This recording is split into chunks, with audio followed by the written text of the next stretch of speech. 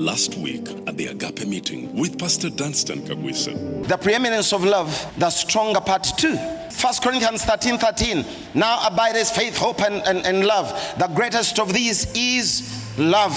We're exploring the word the greatest, which is the Greek mitzon. Mitzon meaning the greater, the larger, the stronger, the elder. Love is stronger. In the context of 1 Corinthians 13:13, love is stronger than your faith. Remember, we are putting the message in context, but not limited to this. God put 3 messages, if you will: faith, hope, and love. And he passed judgment or gave verdict. He said the greatest of these 3 is love. Looking at the life of our father Abraham and his wife Sarah, and how God dealt with our father and mother, his wife Sarah, in love and beyond their faith. In Genesis chapter 15, God spoke to Abraham. He believed. In Genesis chapter 16, he staggered. They came up with a Hagar project. In Genesis chapter 17, Papa Abraham is so tired, he's laughing at God's words. In Genesis chapter 18, he's not the only one that is tired. Mama Sarah is also tired. She's laughing at God's words. If we are to go strictly by the teaching of faith, that if you doubt or if you stagger, God is done with you or he's gonna throw you out, our father and mother qualified to be thrown out properly at that level. And yet, because God had a call on their lives, and because God loved them, somebody say God loved them, because he had chosen them.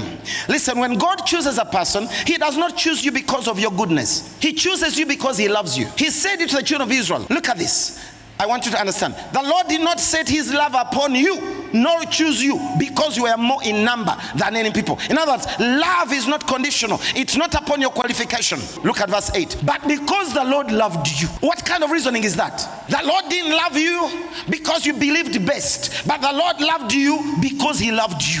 So our father Abraham and mama were chosen just because God loved them. Remember, our father was an Amorite. Abraham was an Amorite. Mama Sarah was a Hittite. Of the nations, 7 nations that were supposed to be destroyed as Israel came back to Canaan. The Amorites are named, the Hittites are named. God told Israel, go wipe them out. But because he had called out these 2, he loved them unconditionally. He set them apart.